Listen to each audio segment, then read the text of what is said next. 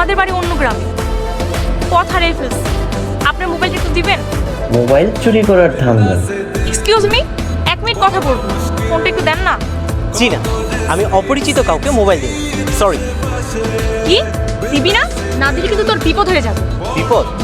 কি বিপদ? কি বিপদ? আরে হ্যালো, হ্যাঁ ফয়সাল, আমি দিদি। ফয়সাল, তুমি কিছু একটা করো। তোমাকে ছাড়া আমাকে বিয়ে করা আমার পক্ষে সম্ভব না। ফয়সাল, আমি অনেক ঝামেলার মধ্যে আছি। বাড়ির বাইরে এসে তোমাকে ফোন দিয়েছি। কি ব্যবস্থা করবে তুমি?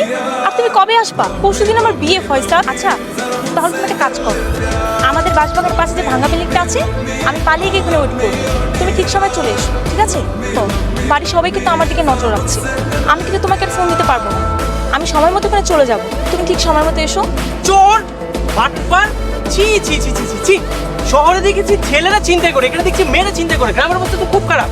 এই, তোকে আমি এখনই পুলিশে দিব, চল। আরে এই ছাড়েন, জঙ্গলের মধ্যে একটা মেয়েকে একা পেয়ে এভাবে টানাটানি করতেছেন কেন?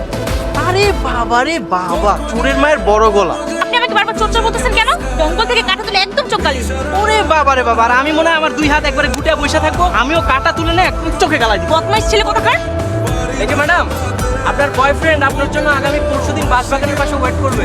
টাটা। তুই চলে আসছিস? এই কিছু দেখছি ওই মোবাইল চোর মেয়ে। এইটা তো দেখছি ওই অসভ্য ছেলেটা। তোরা দুজনকে দেখে অবাক হয়ে গেলি কেন? লিলি, পরিচয় করে দিই, ও হচ্ছে মাহিন, আমার দেবর। আমাদের বিয়ের সময় দেশের বাইরে ছিল, আসতে পারেনি। আর মাহিন, ও হচ্ছে লিলি, আমার ছোট বোন। আমরা ওরই বিয়ে খেতে আসছি। আসসালামু আলাইকুম বেশা। ওয়ালাইকুম আসসালাম বেন সাহেবা। এই কি হলো, তোর দুলাভাইকে নিয়ে চল। হ্যাঁ দুলাভাই আসেন। না না, আমার আর নামাতে হবে না, আমি নামতে পারি না, আমার হাত পাস।